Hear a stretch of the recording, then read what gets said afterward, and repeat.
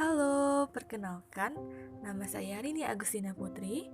Di video kali ini, saya akan menjelaskan sejarah sastra Indonesia angkatan 66. Berikut kira-kira mind map yang akan saya jelaskan. Yang pertama, pengarang dan karya sastra. Penyajak 1. Taufik Ismail dengan karya populernya Tirani dan Benteng. Yang kedua, Gunawan Muhammad dengan karyanya Lagu, Bekerja Malam dan Hari Terakhir Seorang Penyair. Yang ketiga, Mansur Samin dengan karyanya Perlawanan. Yang keempat, Harjoto Handajaya dengan karyanya Buat Saudara Kandung dan Riwayat. Untuk pengarang prosa, yang pertama ada Bur Raswanto dengan karyanya Bumi yang Berpeluh. Yang kedua, A. Bastari Asnin dengan karyanya Di Tengah Padang. Yang ketiga, Yusaj Ananda dengan karyanya Kampungku Yang Sunyi. Pengarang-pengarang wanita angkatan 66, yang pertama Titi Said dengan karyanya Perjuangan dan Hati Perempuan. Yang kedua, Titis Basino dengan karyanya Rumah Dara dan Laki-Laki dan Cinta. Yang ketiga, Estahianingsih dengan karya populernya Dua Kerinduan. Selanjutnya, Lekra dan pengarang keagamaan. Dibandingkan organisasi-organisasi kebudayaan yang berinduk kepada partai-partai yang lain, Lekra paling maju dalam bidang penerbitan. Bahkan mungkin satu-satunya yang menyelenggarakan penerbitan-penerbitan karya sastra berbentuk buku. Orang-orang Lekra disebar untuk menguasai mass media yang secara resmi bukan milik mereka. Pramudia Anantatur adalah salah satu ketua Lekra dan seorang anggota pleno.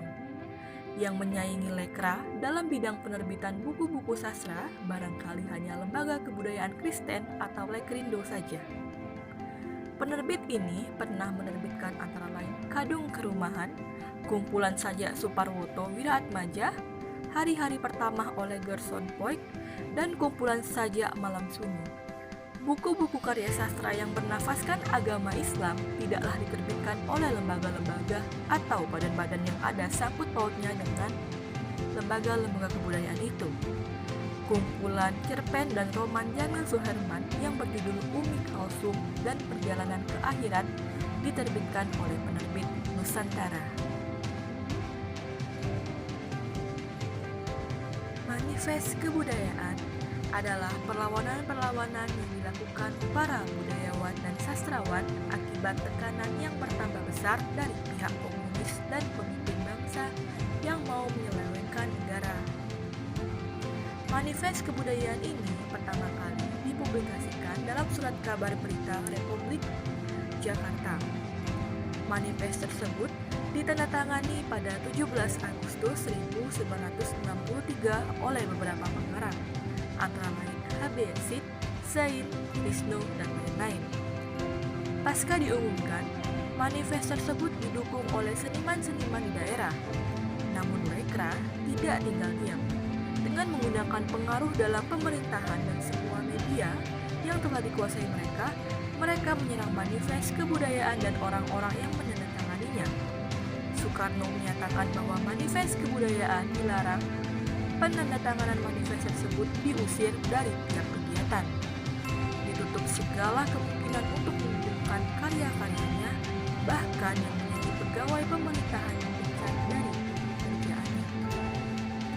Lalu, apa aja sih karya sastra paling menonjol angkatan 66? Karya sastra yang paling dominan pada angkatan 66 ini adalah puisi yang berbau protes, seperti Tirani, kumpulan puisi karya Taufik Ismail, dan Pahlawan Tak Dikenal, kumpulan puisi karya Toto Sudarto Baktiar.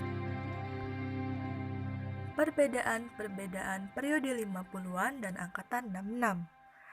Pada periode 50-an sendiri memantulkan kehidupan masyarakat yang masih terus berjuang pada masa awal kemerdekaan. Karya sastra yang didominasi dengan cerita pendek dan kumpulan puisi. Majalah hanya bertahan sampai tahun 1956 dan diteruskan dengan majalah sastra lainnya. Lalu angkatan 66, karyanya bernada keadilan, kembali ke filsafat Pancasila, penindasan hak asasi manusia, dan pengaruh politik pada masa itu.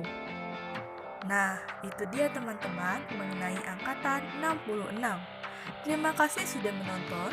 Mohon maaf jika ada salah kata. Sampai berjumpa di video selanjutnya.